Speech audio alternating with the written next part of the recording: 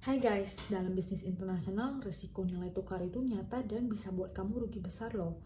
Nah, aku ada dua strategi yang bisa kamu gunakan untuk melindungi bisnis kamu dari risiko tersebut. Yang pertama, pakai forward contract. Nah, jadi kamu buat kesepakatan untuk mengunci nilai tukar dengan harga saat ini untuk dipakai di masa depan. Misalnya nih, kamu punya hutang kepada supplier luar negeri sebesar 100 juta pound sterling yang harus dibayar di masa depan. Dan kurs spot saat ini misalnya 1,2 dolar per pound sterlingnya.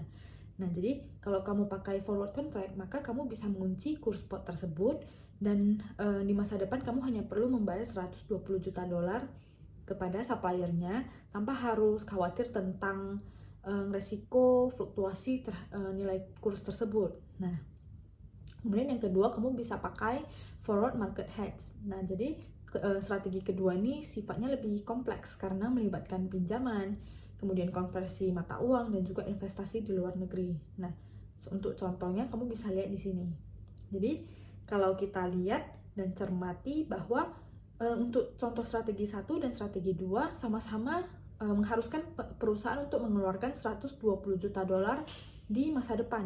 Nah, kok bisa sama ya? Padahal alurnya itu jelas-jelas sangat berbeda dan juga lebih ribet yang strategi 2. Nah, jawabannya itu karena adanya IRP atau interest rate parity untuk memastikan bahwa perbedaan antara kurs spot dan kurs forward sebanding dengan selisih suku bunga antar negara. Nah, jadi hal tersebut untuk mencegah adanya peluang arbitrase. Tapi nih, dalam praktiknya IRP ini tidak selalu terpenuhi secara sempurna karena bisa dipengaruhi oleh faktor misalnya transaction cost dan juga capital controls-nya, seperti misalnya biaya bunga pinjaman yang ternyata terlalu tinggi sehingga menjadi tidak seimbang, dan juga adanya kebijakan pemerintah yang bisa mempengaruhinya dan juga sebagainya. Nah, jadi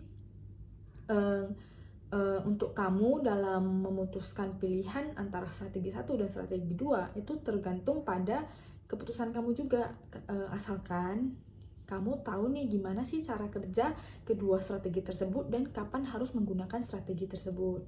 Nah, sekian penjelasan aku. Apabila kamu punya saran, pendapat, atau tips lain, silahkan drop di kolom komentar. Nah, terima kasih dan semoga bermanfaat. Bye.